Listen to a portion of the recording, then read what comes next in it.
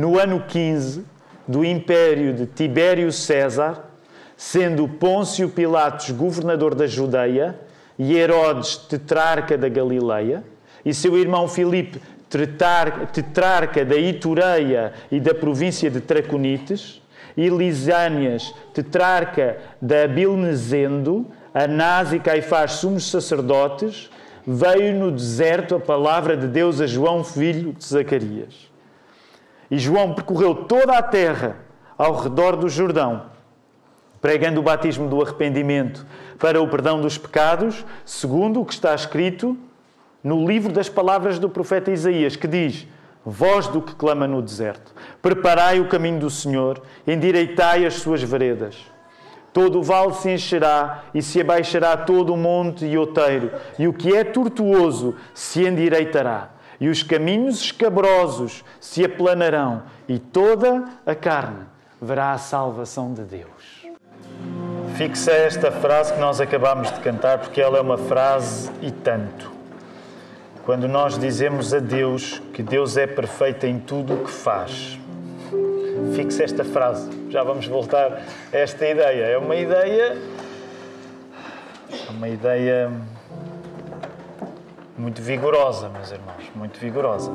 Se pensarmos nisto que estamos a cantar, será uma boa ideia guardarmos esta frase connosco e voltarmos a ela daqui a pouco, mais à frente, na mensagem que vos quero pregar agora. Este sermão chama-se Advento, rima com arrependimento. Advento rima com arrependimento.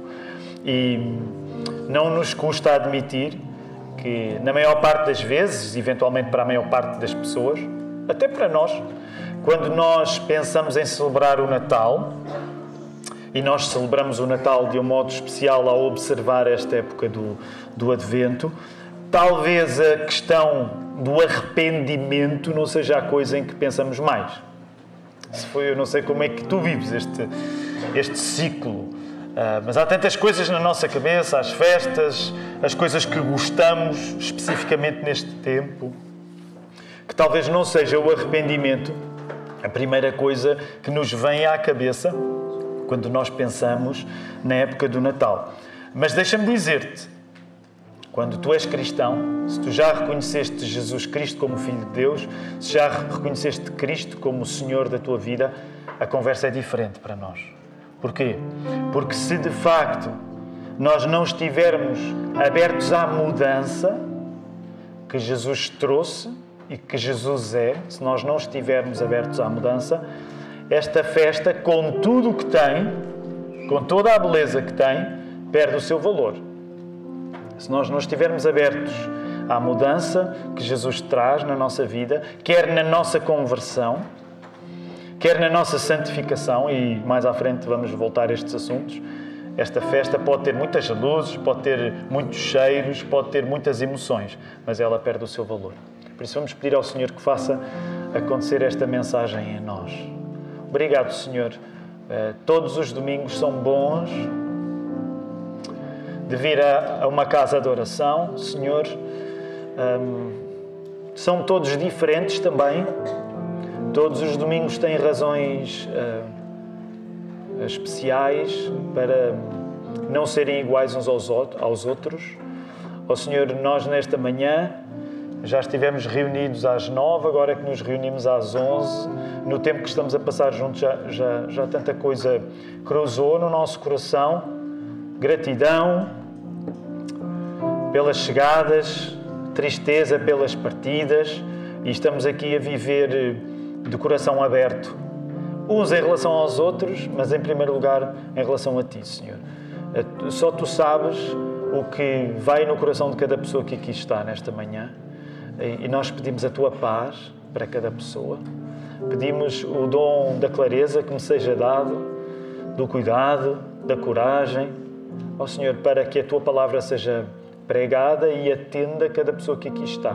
Tem de ser um dom sobrenatural, porque humanamente eu não consigo fazê-lo, e porque só Tu, que és Deus Pai, Filho e Espírito Santo, conheces toda a diferença que existe em cada coração aqui presente. Nós não oramos só pela Lapa, nós somos uma poeirinha insignificante no povo que te pertence, que a esta hora se reúne, que já se reuniu nos países onde o sol já nasceu mais cedo, que se vai reunir nos países onde o sol nasce mais tarde. Ó Senhor, e este domingo em que os cristãos se juntam é um ensaio pelo dia do nosso encontro contigo. Portanto, que seja a alegria também a levantar-nos nesta hora. É isso que nós queremos pedir-te. Não pedimos no nosso nome, ele tem pouco valor, pedimos no nome de Jesus. Amém. Amém. Meus queridos irmãos, vamos voltar a colocar os nossos olhos no Evangelho de Lucas. Se estás lembrado, já na semana passada o Evangelho que foi lido foi Lucas. Dependendo do ano, para igrejas que como a nossa seguem o ritmo do Advento, dependendo do ano, os textos bíblicos mudam nos Evangelhos. Este ano é um ano do Evangelho de Lucas, por isso, na semana passada lemos Lucas e hoje voltamos a ler o Evangelho de Lucas.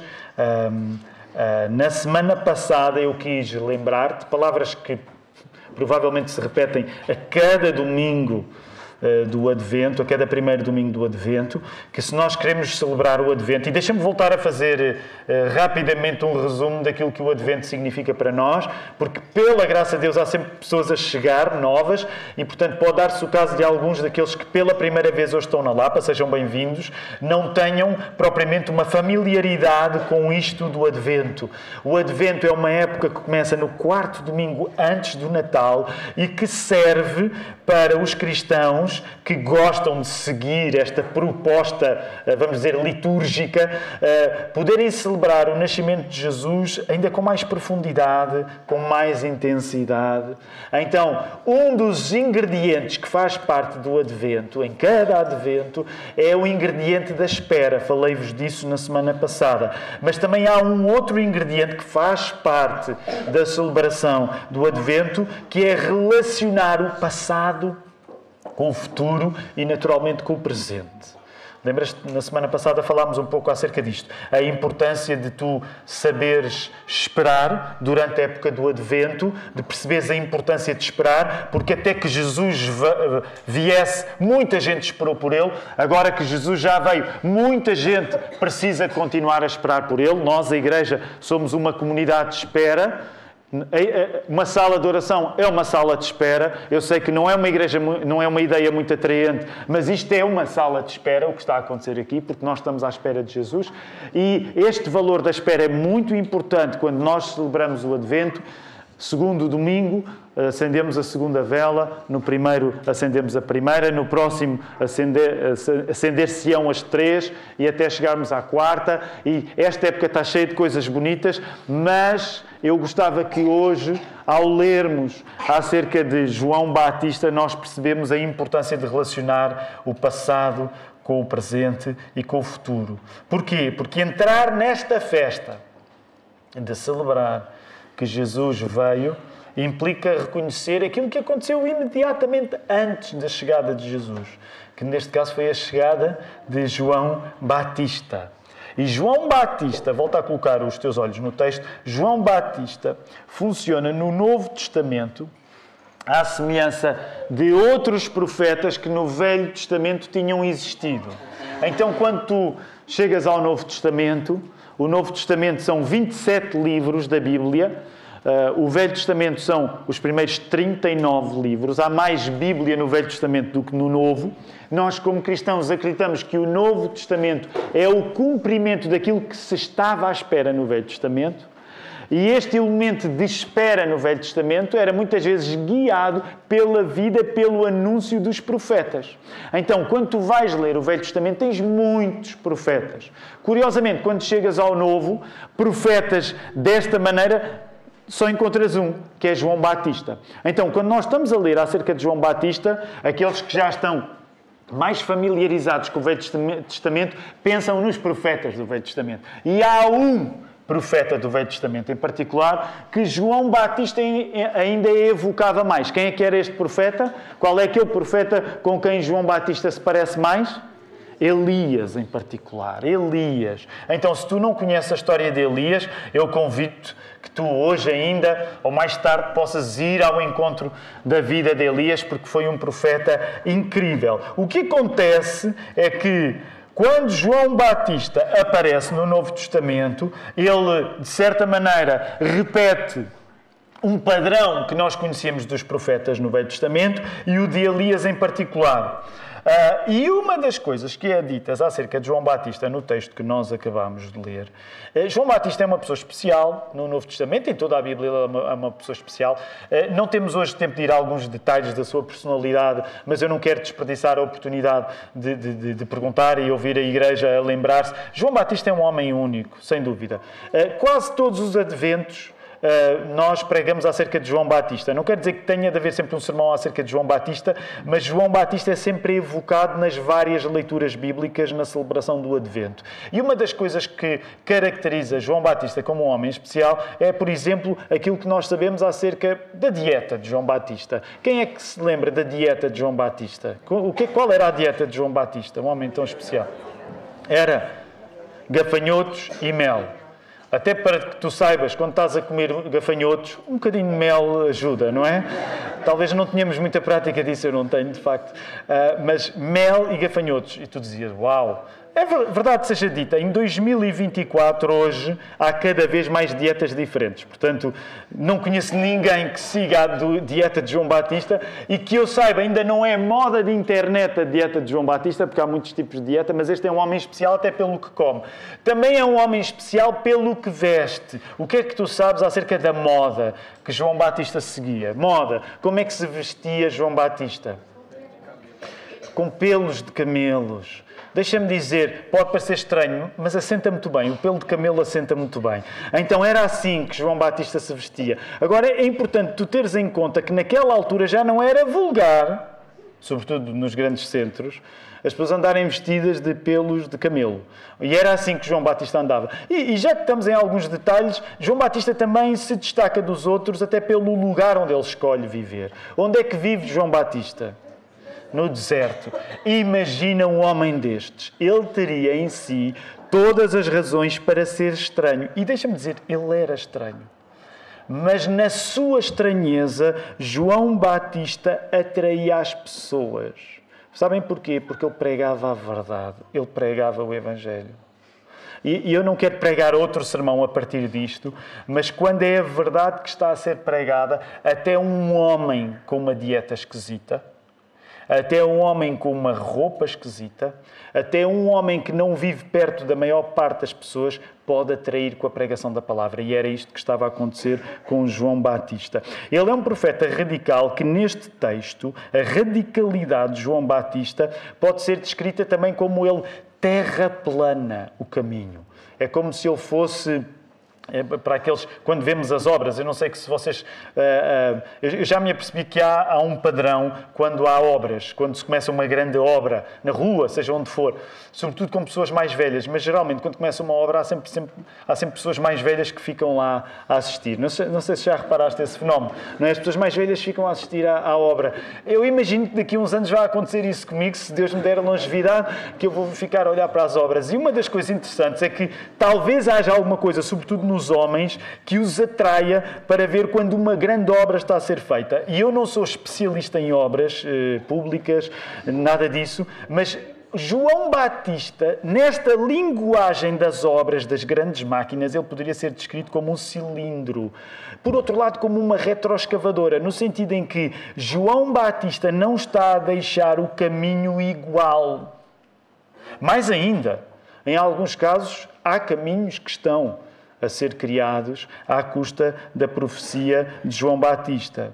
Daí que não é uma surpresa. Volta a olhar para os versos. Na linguagem, sobretudo a partir do verso 3, a linguagem que é usada para descrever João Batista. Há expressões que são usadas como preparar o caminho, aterrar o vale aterrado, montes e outeiros nivelados. Portanto, imagina um empreendimento destes, montes e outeiros nivelados, portanto, deixar de haver relevo para tudo ficar ao mesmo nível, caminhos tortuosos retificados, caminhos escabrosos aplanados. Esta descrição de João Batista serve para tu te lembrares que no Natal é útil lembrarmos a vida deste homem, porque ele tinha uma voz profética que era transformadora. E se tu queres celebrar Jesus da maneira certa neste Advento, tu tens de estar aberto à mesma mudança que está em causa. Por isso, encontras essa frase agora aí. No Natal, nós precisamos de lembrar João Batista, porque uma voz profética como a dele é transformadora. Os caminhos mudam. E quando nós queremos celebrar Jesus a nascer, nós temos de estar abertos à mesma dinâmica. Nós temos de estar abertos à mudança. É por isso que João Batista acaba por ser um símbolo tão grande e potente de mudança na vida das pessoas, dos que o ouviam. Para nós, é por isso que os textos que vamos lembrar no Advento geralmente dão um eco a João Batista. Porquê? Porque se tu queres celebrar o nascimento de Jesus, tu tens de estar aberto à mudança. Ao lermos sobre João Batista, não só somos levados ao passado imediato antes de Jesus, porque João Batista antecede Jesus, nós sabemos que ele até é família de Jesus. Lucas dá-nos detalhes que nenhum outro evangelista dá, porque dá-nos detalhes acerca do nascimento inesperado de João Batista. Lembras-te do nome dos pais de João Batista? O pai até mencionado aqui, Zacarias e Isabel. Depois lê a história. Se não conheces, lê a história no início do Evangelho de Lucas, porque é contado o nascimento de João Batista. Pelo menos a concepção de João Batista e a surpresa para Zacarias. E João Batista é familiar de Jesus, ele antecede Jesus. E por isso eu gostava agora de falarmos desta questão da relação histórica que existe entre um e outro, mas quando estamos a falar em história, eu não quero falar só da história imediatamente anterior a Jesus, mas o início de toda a história. Porque quando nós lemos acerca de João Batista, nós vamos aprender não só acerca da história imediata antes de Jesus, mas nós vamos aprender acerca do início de toda a história. Onde é que está o início de toda a história na Bíblia? O início. Não é difícil. Está no Gênesis. Até porque, eu não sei se sabes, mas a palavra Gênesis quer dizer o quê? Quer dizer início, quer dizer princípio. Então, quero desafiar-te a tu compreenderes isto com a Bíblia aberta. Quando tu ouves a chegada de João Batista, está a ser reencenada na chegada de João Batista o princípio dos princípios. Porquê? Como é que Deus começa... E esta é uma pergunta estafada aqui na Lapa, passamos a vida a falar nisto. Como é que Deus cria todas as coisas? Através da palavra. O que é que existia... E aqui quero fazer esta pergunta para tu não te sentires na necessidade de dar uma resposta assim muito elaborada. Mas no Gênesis 1, o que é que existe antes de Deus criar as coisas? Nada existe.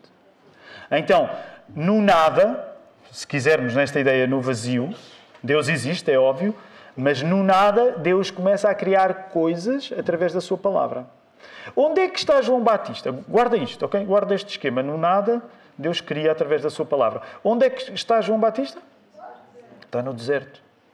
No deserto, uma voz clama. É a linguagem do profeta Isaías, no Antigo Testamento. Percebes a analogia aqui? As coisas começam no vazio através de uma voz. Claro que nós sabemos que há vida no deserto, mas o deserto funciona como um símbolo que depois de Deus ter criado todas as coisas no Gênesis 1, Deus está a recriar todas as coisas agora que Jesus está para chegar. Interessante. Depois de Deus ter criado todas as coisas em Gênesis 1, através da sua palavra, Deus está como que recriando todas as coisas na chegada de Jesus, que é a própria palavra de Deus feita pessoa. Então agora há uma voz no deserto, que é a maneira de João Batista anunciar a redenção de todas as coisas.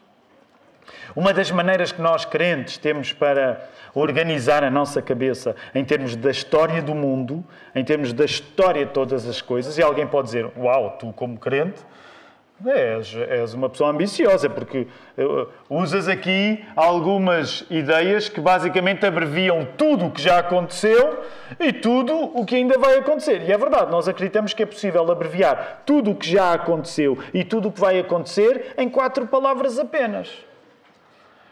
O início. Como é que chamamos ao início? É a criação. Como é que chamamos aquilo que acontece logo depois do início, que é a parte menos interessante, mais negativa? É a Queda. O que é que acontece que é este momento que agora João Batista estava a anunciar com a chegada de Jesus? É a redenção. E o que é que nós estamos à espera agora? Que a redenção já deu início a um mundo novo. Nós não acreditamos que o mundo novo ainda está para acontecer. Nós acreditamos que o mundo novo já foi começado quando Jesus morreu. E, portanto, o que é que está por acontecer no processo em que a redenção já está em ação? É a redenção ou restauração de todas as coisas. Então, esta é uma maneira que os cristãos têm para abreviar a história de tudo o que já aconteceu e a história do que está para acontecer. Nós falamos em termos de criação, queda, redenção e restauração. João, no deserto, relembra-nos de que tudo começou com uma voz. Porquê? Porque é a palavra de Deus que faz e refaz universos. Encontras essa frase aí. João, no deserto, sendo ele próprio voz do deserto, ele relembra-nos de que tudo começa com uma voz, porque é a palavra de Deus que tem a autoridade, que tem o poder, não só de fazer um mundo novo, como de refazer um mundo novo. E tu vais começando a colocar de parte esta ideia, ok? Estamos abertos àquilo que Deus faz. Não te esqueças da frase que nós cantamos no hino. És perfeito em tudo o que fazes. E tu sabes que ter a capacidade de reconhecer que Deus é perfeito em tudo o que faz também está relacionado com a capacidade que te é dada de tu reconheceres não só aquilo que Deus faz, mas aquilo que Deus refaz. Criação, queda, redenção e restauração. Então, é este negócio de Deus refazer coisas, através da sua palavra, que pertencia a João Batista. É nesta medida que Gênesis 1 é como que se estivesse a reacontecer agora no início do Evangelho de Lucas. E agora, é uma ideia assim, intelectualmente, até um bocadinho mais exigente, mas eu gostava de partilhar esta ideia. Deixa-me dizer-te, desde já assumir, alguns de vocês que têm uma memória mais prodigiosa até podem se lembrar, este sermão já foi pregado. Eu já preguei neste texto antes. Eu nunca preguei exatamente o mesmo sermão, mas sem culpas nenhumas. Até porque, vocês lembram-se? Há 3 anos estava a ouvir este sermão. Não via nenhum dos vossos rostos. Eu já ouvi este sermão e de repente levantasse e fosse embora. Porquê? Porque tu és muito esquecido, como eu. Por isso é que eu vou dizer a verdade. Eu e o pastor Filipe temos 6, 7 sermões que repetimos com passagens bíblicas diferentes, mas é sempre a mesma coisa. E tu continuas a precisar de ouvir estas coisas porque eu e o pastor Filipe somos os primeiros a precisar. Eu já preguei este texto há 3 anos. Claro que não estou a pregar exatamente da mesma maneira, mas talvez algumas coisas que tu te lembres. Eu lembro-me disto. Deixa-me voltar a repetir-te uma coisa que eu te disse há 3 anos. E que quer intencionalmente tu voltes a pensar nela. E que eu acho que intelectualmente é assim uma coisa mais exigente, mas fantástica. Não está relacionada comigo, está relacionada naturalmente com a palavra de Deus. A criação do mundo, por Deus, foi o ensaio da encarnação de Deus no mundo. O Gênesis 1 é um espetáculo. Porque Deus, através da sua voz, através da sua palavra, criou todas as coisas. Mas percebe o que é que significa o início dos Evangelhos. Se é bom Deus criar todas as coisas através da sua palavra, ainda é melhor Deus habitar este mundo sendo uma palavra feita pessoa em Jesus Cristo. Então, o mundo ter sido criado por Deus foi bom, mas Deus tornar-se criatura é ainda melhor. Encontras essa frase agora aí. Quando Deus cria o mundo, Ele cria o mundo através da sua palavra e no final de cada ciclo da criação, no final de cada dia, o que é que Deus diz acerca do seu próprio trabalho? É bom. Deus é o único que consegue olhar para o seu trabalho e elogiar-se e isso não ser uma coisa má. Eu às vezes tento o mesmo truque e não me dou bem. Faço uma coisa e acho que isto está muito bom, não está? E depois vou perguntar a amigos meus que quase sempre me cortam o prazer. E fico muito ofendido quando eles não dizem isto está muito bom. Ou quando, me ofende mais é quando dizem está giro. Então giro eu fico muito ofendido. Mas Deus é a única pessoa, como é perfeito, que faz uma coisa e Ele diz isto está bem feito. Ele vai dizer, isto está bem feito, isto está bem feito, isto está bem feito. Quando Ele fez o homem e a mulher, quando Ele me fez a mim e a ti, Deus disse, Isto está muito bem feito. Isto é muito bom. E repara, tu ouves esta história e dizes, incrível, que história tão bonita acerca da criação. Mas quando Deus se tornou criatura, ainda foi melhor do que quando Ele criou as coisas através da sua palavra. Deus ter criado as coisas através da sua palavra foi espetacular, mas Deus, palavra, o verbo divino, tornar-se criatura, ainda foi melhor. E encontras agora essa ideia aí. A criação do mundo por Deus é o ensaio da encarnação de Deus no mundo. Sabem, também é isto que nos distingue, respeitosamente, mas dos judeus, daqueles que aderem ao judaísmo. Porque eles concordam com a primeira ideia, naturalmente temos em comum o Antigo Testamento com eles, mas já não seguem na segunda.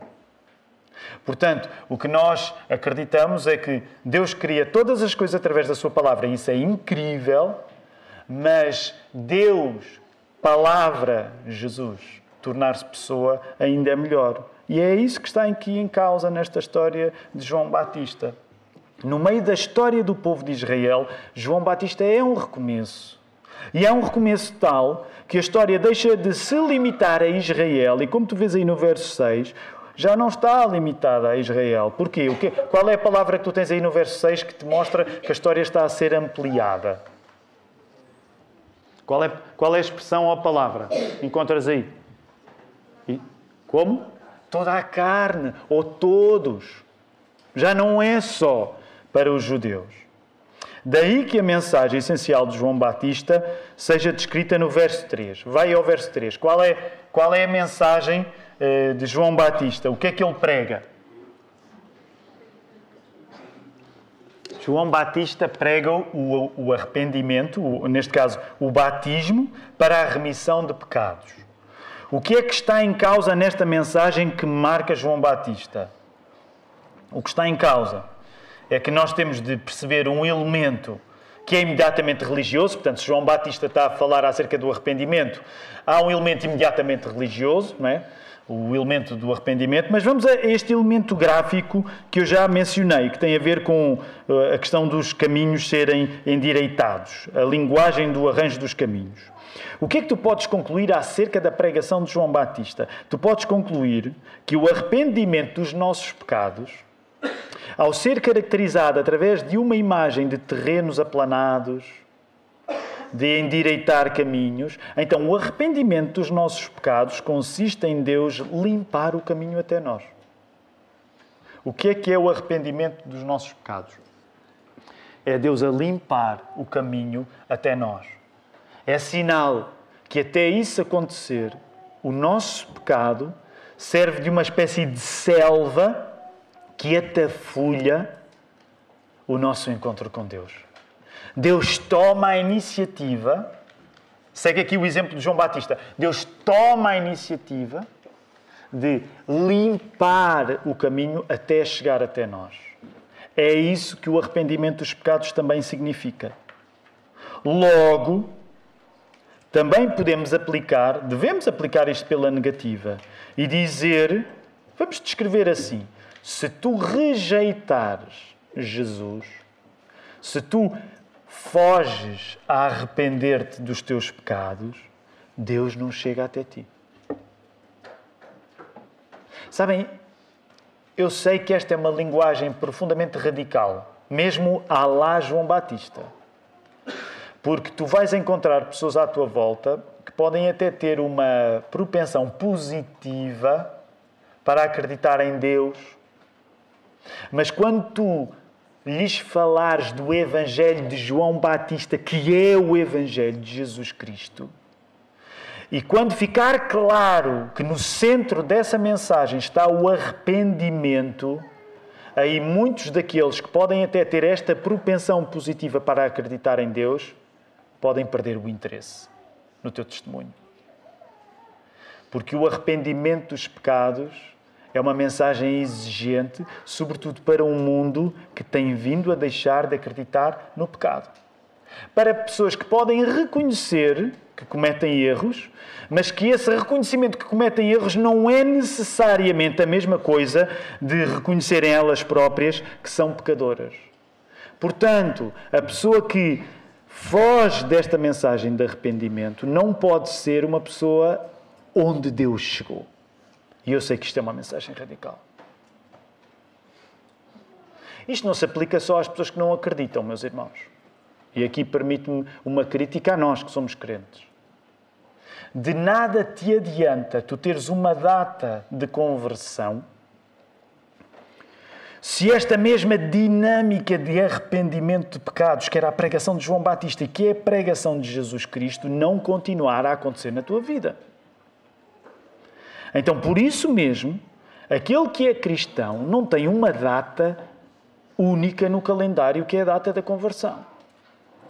Mas tem datas, plural, que se vão espalhando ao longo da nossa vida, porque o arrependimento dos pecados não é uma coisa que acontece só, mas é uma coisa que vai acontecendo. Porque eu relacionar-me com Jesus é eu estar continuamente aberto à mudança. Era este o tipo de mensagem radical que João Batista trazia e é este o tipo de mensagem radical que Jesus vai materializar e ele próprio pregar.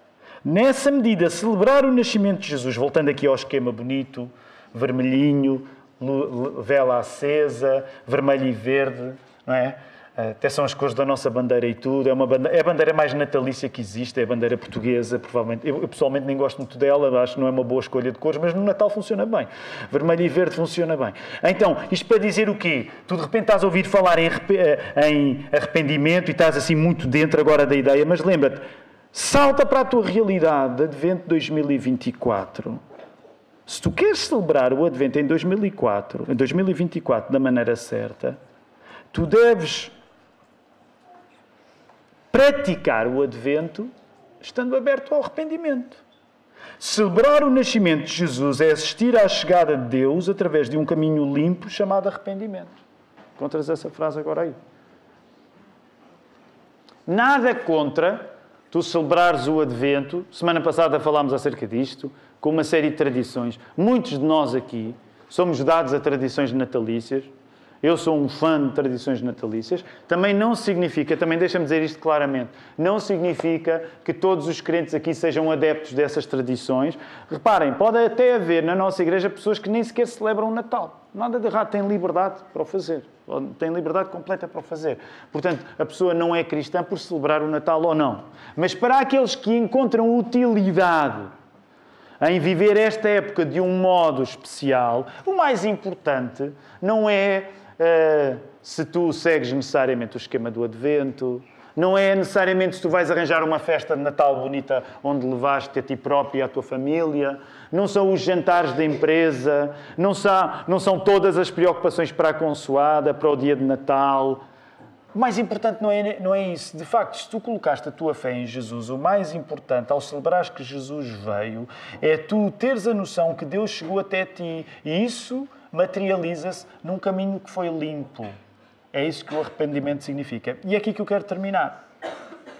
Porque quero convidar-te neste Advento de 2024 a celebrares o Natal mais profundamente, estando aberto a mudanças que Deus quer fazer em ti. Deixa-me dizer-te, eu como pastor, eu não tenho o dom do conhecimento de coisas que estão além do visível. Portanto, eu não sei, olhando para a tua vida, eu não te vou saber dizer necessariamente as mudanças que têm de acontecer.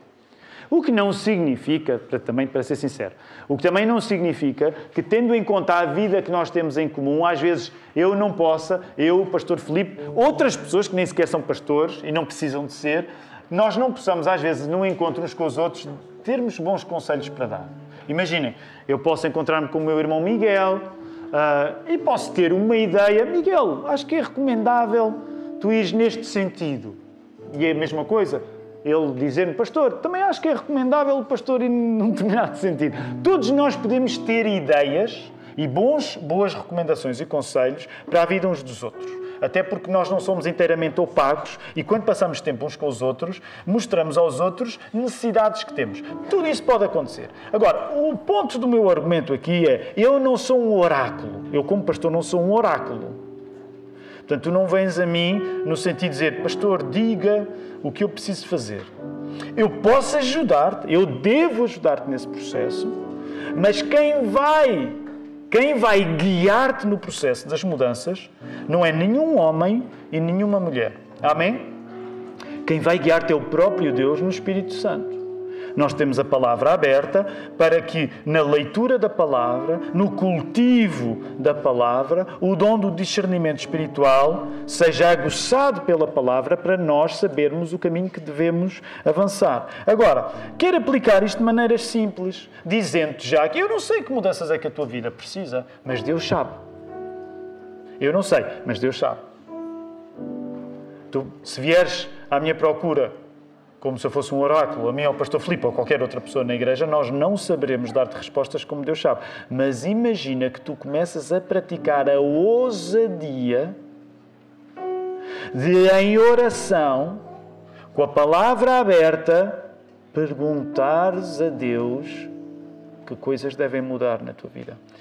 Eu estou crente que há muita mudança que não acontece na nossa vida porque nós não ousamos pedir a Deus que Ele nos mostrasse o caminho da mudança. Nós tivemos um medo inconfessado de que o caminho que Ele precisava de terraplanar até nós se tornasse demasiado doloroso. E agora falo especificamente para os crentes e para a necessidade que nós, enquanto cristãos, temos de não fazermos da data da nossa conversão, do novo nascimento, a data da nossa justificação, usando a linguagem teológica, a única data de ação do Espírito Santo na nossa vida. O Espírito Santo tem coisas para ti, que és crente, eventualmente já há muito tempo. Agora, também quero falar para aqueles que ainda não confiaram em Jesus. E eu quero já assumir uma coisa que eu acho que é visível para as pessoas que estão na Lapa. Nós não somos a igreja que sabe praticar da melhor maneira a pressão para as pessoas se converterem. Eu estou a ser sincero, atenção, não precisas concordar comigo. Ao contrário de algumas pessoas que às vezes gostam de o uso de um determinado ambiente para que as pessoas tomem decisões, quem me dera ter um niquinho desse problema aqui na Igreja da Lapa. Quem me dera ter um niquinho do problema das pessoas tomarem decisões irrefletidas aqui na Lapa. Quem me dera. Porque era sinal que pelo menos havia algum fluxo no sentido de tomar decisões. Sabem, há coisas que ficam mais claras para nós agora que o tempo passa. Eu tenho estado a ouvir os sermões do pastor Mark e com todas as diferenças culturais que existem entre Estados Unidos e Portugal, essa é uma das coisas que eu noto. Bem que o pastor Mark nos pressionava para nós tomarmos decisões. Lembram-se, às vezes ele até trazia papéis que distribuía antes do culto. E agora eu sinto, ele ainda não ascendeu para a glória, mas agora que voltou à América, ele está num país onde as pessoas querem tomar decisões, o povo americano é mais dado à decisão. Nós em Portugal, meus irmãos, ninguém pode dizer dos portugueses que tomam decisões demasiado rápido. O nosso problema é o problema contrário, sejamos sinceros. O nosso problema é o problema contrário. E agora falo, permitam-me, para portugueses em particular. Nós estamos sempre receosos. Não podemos tomar uma decisão de qualquer maneira. Quem me dera ter um dom qualquer em que eu conseguisse pressionar-vos ao ponto de tomarmos decisões. E agora estou a falar para aqueles que não são crentes. Se eu pudesse manipular para vos fazer converter, eu manipulava. Sério? Então, se a diferença é o céu e o inferno, é óbvio que eu ia manipular-vos para vocês não irem para o inferno. Se calhar um ou outro eu deixava que lá fossem para o inferno, mas percebem? Não se percam. Não percebem o que aqui está em causa? Agora, eu também te quero dizer isto, porque se tu nunca colocaste a tua decisão, se tu nunca colocaste a tua confiança em Jesus, tu precisas de colocar a tua confiança em Jesus, tu precisas de te converter. Eu não vou fazer nenhum apelo porque eu não sei fazer. Qualquer dia tenho de aprender, mas eu não sei fazer apelos nesse sentido. Mas tu precisas colocar a tua fé em Jesus, porque senão o que tu vais encontrar é uma selva entre ti e Deus, e essa selva, na sua dimensão eterna, tem um nome que é inferno. E tu já começaste a trilhar o caminho do inferno aqui, pelo facto de não decidires por Jesus. Portanto, se algum entre nós não colocou a sua fé em Jesus, tu precisas de o fazer. Esta é a altura de salvação acontecer na tua vida. Para todos os outros que já colocaram a sua fé em Jesus, tu precisas de abrir essa perigosa escotilha em que tu dizes, Senhor, o que é que eu preciso mudar? Eu até acho que há coisas que provavelmente tu e eu já sabemos o que é que precisamos mudar. mas há outras que podem estar genuinamente ocultas. E tu precisas de pedir a Deus, Senhor, este caminho de mudança é um caminho para continuar. Chama-se a isso o caminho da santificação. Depois de nós termos sido justificados, nós somos chamados a continuar a ser santificados. E por isso, celebra este advento com esta abertura espiritual durante esta época, a tu orares ao Senhor. Senhor, mostra-me que caminhos ainda precisam de ser aplanados pela força do Teu Santo Espírito. Mostra-me que coisas eu preciso ainda de mortificar na minha vida. E confia que Deus não fica sem te responder, usando esta comunidade imperfeita que nós somos, a Igreja da Lapa, com a Bíblia aberta em oração. Vamos responder, dar um primeiro passo de fé através do nosso louvor. Quero convidar a Igreja a poder ficar em pé. Obrigado, Senhor, pela Tua palavra, que não é uma teoria, não é apenas uma ideia, é uma força capaz de abrir caminhos nos lugares que nós atafolhamos com os nossos pecados, com as nossas falhas, Senhor. Ó Senhor, nós estamos numa época que queremos consagrar a Ti, mas também reconhecemos que neste desejo de consagrarmos esta época do Natal, a Ti, do Advento, o nosso coração fica tão distraído e preocupado e ansioso com outras coisas, que às vezes as coisas mais de Ti são aquelas que ficam mais longe de nós. Ó Senhor, ajuda-nos, dá-nos a força que nós precisamos nesta hora, para nós darmos passos de fé, aqueles que já colocaram a fé em Ti. Senhor, eu oro por aqueles que não colocaram fé em Ti, que o possam fazer nesta hora, Senhor. Ó Senhor, que este tempo, que é tão marcado pelo carinho das festas, pela beleza das luzes, pelo conforto dos momentos domésticos, seja em primeiro lugar marcado por Ti, que és nosso Pai, pelo Teu amor, que és nosso Pai, pelo preço que esse amor teve no sacrifício de Jesus no seu sangue e pela presença do Espírito entre nós. E esta mesma bênção trinitária, ó Senhor, esta bênção que nós invocamos nesta hora, que a graça do Senhor Jesus Cristo, o amor de Deus Pai e a comunhão do Espírito Santo sejam com todos vós, agora e para sempre. Amém.